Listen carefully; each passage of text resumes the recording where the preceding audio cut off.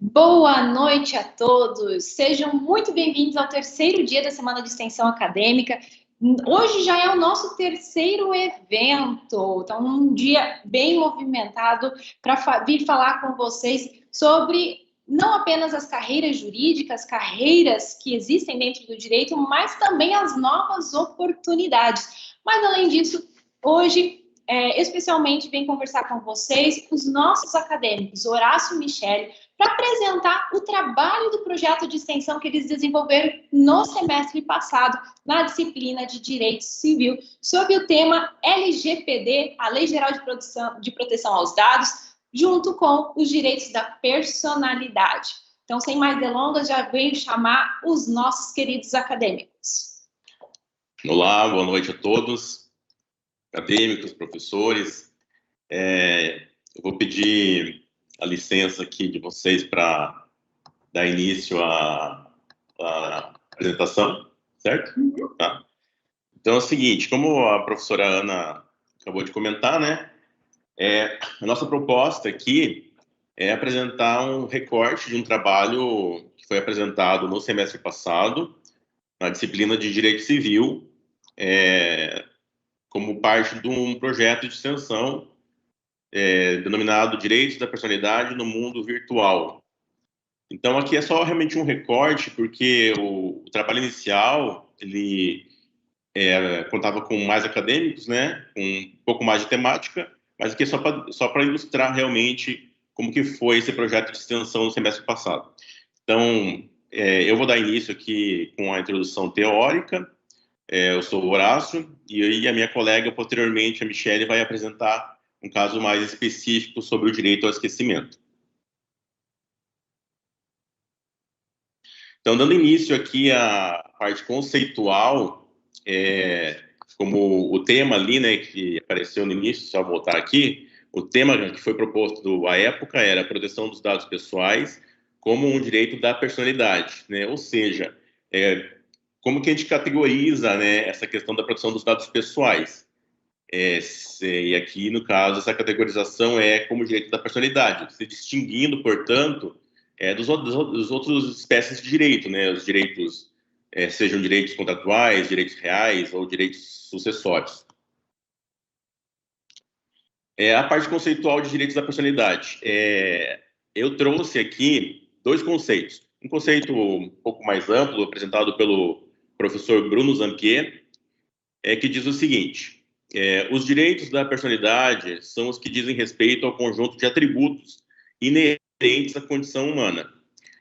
Aqui a gente percebe, então, que realmente, se a gente pensar em questão de proteção de dados pessoais, esse direito, né, essa proteção, os dados pessoais, ela diz respeito realmente a um atributo da condição humana, que é a questão de nome, vida privada, intimidade. O segundo conceito que a gente traz aqui é do professor Nelson Nery Jr., em que ele apresenta o conceito a partir do fundamento constitucional e do objeto desses direitos da personalidade.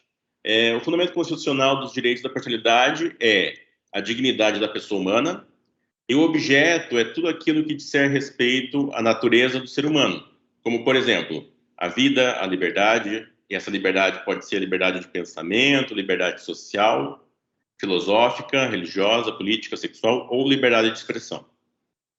E aqui também ele já traz aqui no próprio no conceito, né, a proteção de dados pessoais de forma expressa como um objeto, né, dos direitos da personalidade. Continuando, ele ainda elenca aqui a integridade física e moral, a honra, imagem, vida privada, privacidade, intimidade, intangibilidade da família, autoestima, igualdade e segurança também como direitos da personalidade também.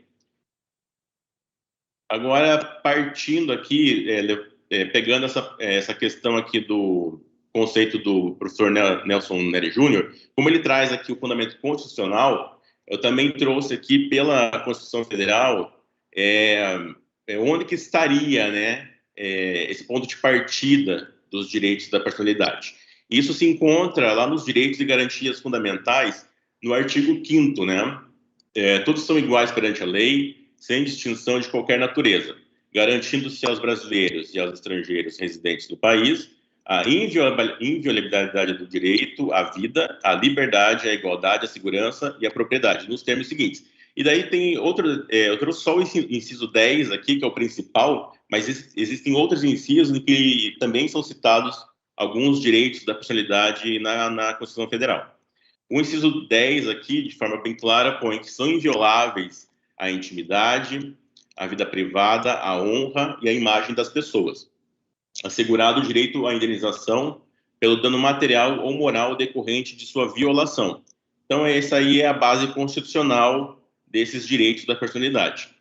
E aqui na sequência eu trouxe o inciso 79, que na verdade é uma inovação legislativa, né, que foi trazida agora através da emenda constitucional número 115, que foi publicada dia 11 de fevereiro agora, em que ela põe de forma expressa no texto constitucional a proteção dos dados pessoais.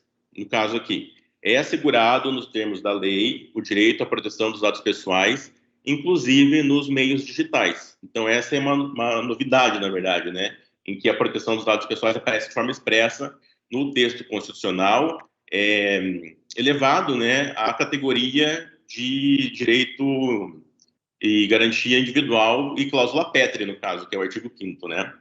Também, essa emenda constitucional, inclusive, ela também fixa a competência privativa da União para legislar sobre proteção dos dados pessoais, proteção e tratamento, né, de dados pessoais. Agora, seguindo em relação ao regramento dos direitos da personalidade, a gente vai buscar aqui no Código Civil, né, como que está regrado no Código Civil a questão dos direitos da personalidade. O Código Civil, ele traz duas formas de regramento.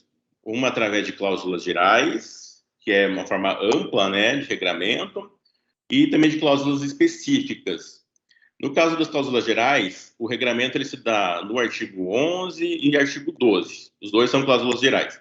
O artigo 11, com exceção dos casos previstos em lei, os direitos da personalidade são intransmissíveis e irrenunciáveis, não podendo o seu exercício sofrer limitação voluntária. Então, aqui, por que é uma cláusula geral? Porque ele traz uma situação, né, no caso, trazendo as características dos direitos da personalidade, que é a intransmissibilidade, a irrenunciabilidade e também a indisponibilidade, né? Mas ele não fala o que e quais são esses direitos da personalidade. Por isso é uma cláusula geral. O artigo 12 também pode-se exigir que cesse a ameaça ou a lesão a direito da personalidade e reclamar perdas e danos, sem prejuízo de outras sanções previstas em lei. Novamente, só cita aqui direito da personalidade, mas não fala o que e quais são. Cabe ao juiz, né, no caso concreto, dizer, né, qual é o direito, qual que é a ameaça e qual que é a lesão que está ocorrendo. Partindo aqui para a próxima forma de regramento, que são as cláusulas específicas.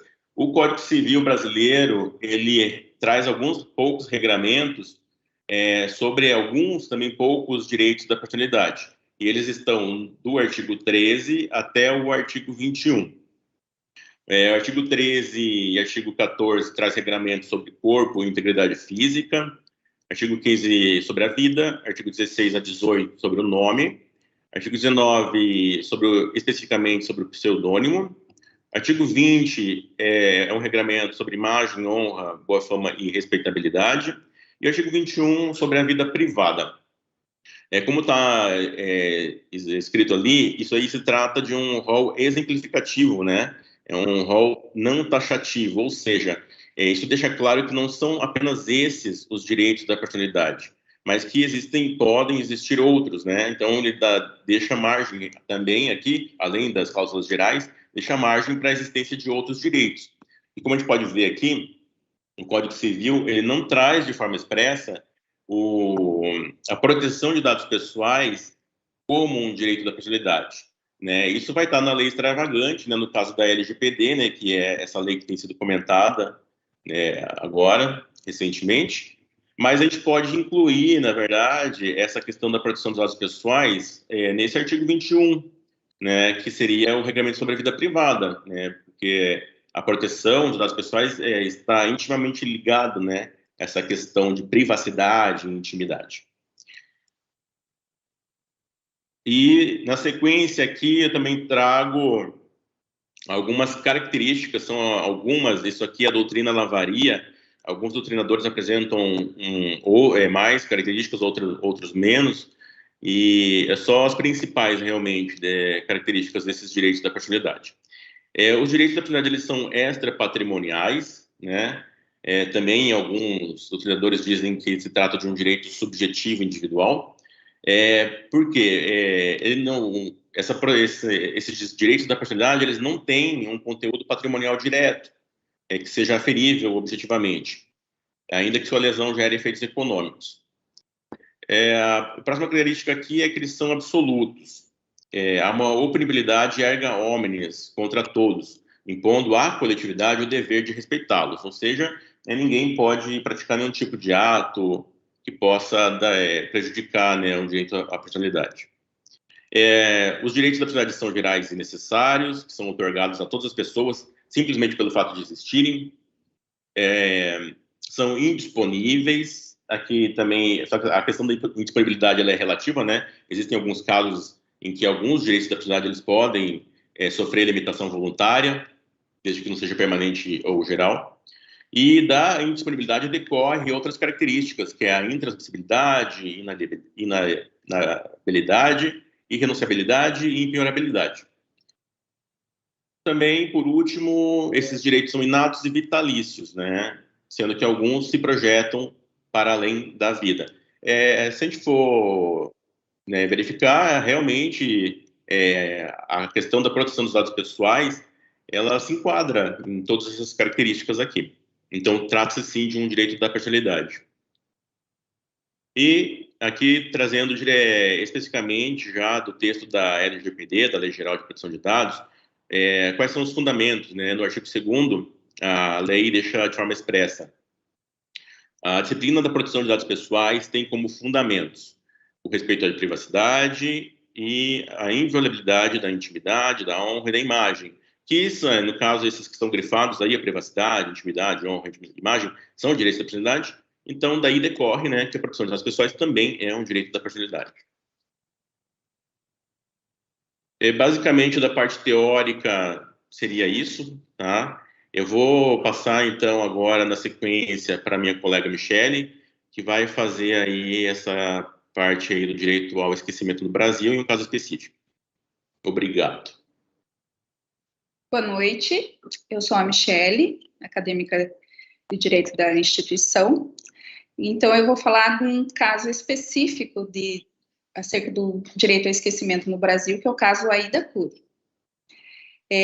Para aqueles que entendem que o direito ao esquecimento está incorporado ao ordenamento jurídico brasileiro, o direito de ser esquecido seria um desdobramento do direito à personalidade.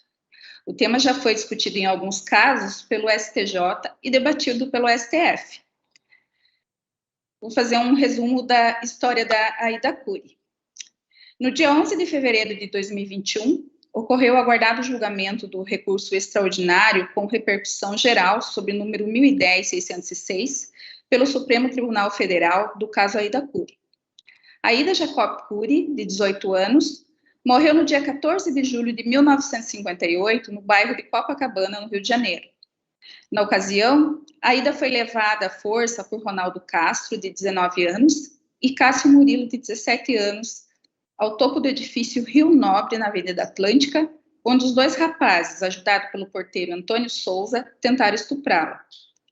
De acordo com a perícia, ela foi submetida a pelo menos 30 minutos de tortura e luta intensa contra os 3 agressores, até vir a desmaiar por causa da exaustão física. Para encobrir o crime, os agressores atiraram a jovem do terraço do 12º andar do prédio, tentando simular um suicídio. Aida faleceu em função da queda. Os irmãos da vítima ingressaram na justiça mediante pedido de indenização por danos morais contra a Rede Globo de televisão após a exibição do programa Linha Direta, no qual foi divulgado o nome de Aida Cury, fotos e cenas do evento delituoso. Alegaram os autores da ação que aquele programa era inoportuno e não havia razão alguma para ser envolvida a triste história de Aida após o transcurso de 50 anos da sua ocorrência, que a história apresentada já não fazia parte do interesse comum da sociedade, nem havia interesse do público a essa informação. O juízo de primeiro grau julgou pelo indeferimento da pretensão. O Tribunal de Justiça do Rio de Janeiro confirmou a sentença recorrida, alegando que os fatos objeto da causa eram de conhecimento público geral, amplamente divulgado pela imprensa na época, e que a TV Globo teria somente cumprido com a sua função social de informar e debater o aventado caso. Os autores, irmãos da vítima, recorreram ao Superior Tribunal de Justiça mediante interposição de recurso especial, além do pedido de reforma da decisão do juízo, no sentido da procedência da ação indenizatória, invocaram estar presente o direito ao esquecimento a favor da memória de Aida e de seus familiares. No programa Linha Direta, teria ocorrido violação à imagem da vítima pela utilização comercial não autorizada das imagens do crime. Conhecendo o recurso, o STJ afirmou em seu julgado que o crime era indissociável do nome da vítima, motivo esse de não assistir razão aos atores da ação. O Superior Tribunal de Justiça determinou que deveria prevalecer a liberdade da imprensa e expressão, uma vez que a matéria jornalística reportava a fatos verídicos, formadores da história do país e de repercussão nacional, negando, consequentemente, a pleitoeada indenização aos recorrentes. Interposto o recurso extraordinário ao STF pelos autores, o tribunal declarou que é incompatível com a Constituição a ideia de um direito ao esquecimento, assim entendido como o poder de obstar, em razão da passagem do tempo, a divulgação de fatos ou dados verídicos, ilicitamente obtidos e publicados em meios de comunicação social, analógicos ou digitais. Eventuais excessos ou abusos no exercício da liberdade de expressão e de informação devem ser analisados caso a caso, a partir dos parâmetros constitucionais, especialmente os relativos à proteção da honra, da imagem, da privacidade e da personalidade em geral, e as expressas e específicas previsões legais nos âmbitos penal e civil. Então, esse é o caso da Aida, e baseado nas orientações do professor José Mário Tafuri, fiz um resumo, uma conclusão, acerca do tema que nós apresentamos. Direito da personalidade, como o próprio nome diz, é um direito pessoal, um direito absoluto. Depende da gente não só o controle, como também a defesa desses direitos. As coisas vão se alinhando a partir do momento em que a população começa a ter essa liberdade de usar dos seus direitos, e esse é mais um. As pessoas têm que se conscientizar. Como, por exemplo, confiança em passar dados para um filho, a questão de não termos paciência de ficar lendo política de privacidade nos sites, e eles fazem de propósito, colocando 50 páginas daquilo, um artigo contando 20 linhas, e você acaba se perdendo. Muitas vezes isso é de propósito, justamente para você não ter muita informação. Porém, nós temos ao nosso lado o Código de Defesa do Consumidor acerca do ônus da prova, ou seja, quem tem que provar se agiu certo ou errado é quem causou o dano. Não somos nós. Nós damos o alerta. O controlador de dados, aquele que é responsável pelo manuseio, ele é que terá que provar que não houve nenhuma falha dele. Cabe a nós usarmos realmente esse direito como um fator de defesa e estarmos atentos a isso. Mas se nós não ajudarmos, não vai mudar nada. Se eu fico aceitando tudo que é cookie, se deixo isso de uma forma geral, como era e pouco me importa, a situação não muda. Ninguém vai punir quem comprou o banco de dados porque não vai saber que comprou. E quando souber, se souber, já foi divulgado para todo mundo. Tomara que pessoas jurídicas de direito público, que também são alvos disso, protejam os dados delas. Os tribunais já entraram nessa proteção de dados contra hackers, etc. Até porque os processos serão cada vez mais eletrônicos. Temos ramos de atividades com a pandemia que nos mostraram que são viáveis que sejam feitas à distância, coisas que eram impensáveis antes. E isso faz com que dados sejam colocados cada vez mais em trânsito. Então, é isso que eu tinha para apresentar. E agradecer a professora Ana por tudo, meu colega. E desculpe as dificuldades na fala, que a gente fica um pouco nervoso porque é começo, mas vale muito a pena a caminhada. Eu estou muito honrada de estar aqui representando a turma com meu colega Horácio e agradecer a paciência de todos. Uma boa noite. Então, também que gostaria de agradecer a todos aí pela audição, e falar que realmente esse foi dos vários trabalhos que foram desenvolvidos no semestre anterior, tanto na disciplina de Direito Civil, como em outras disciplinas também houve projetos de extensão com temáticas atuais, né, bastante interessantes. Então, a gente agradece e vai deixar daí vocês aí para a próxima apresentação do professor Friedman, né, Dr. Friedman. Muito obrigado, até a próxima.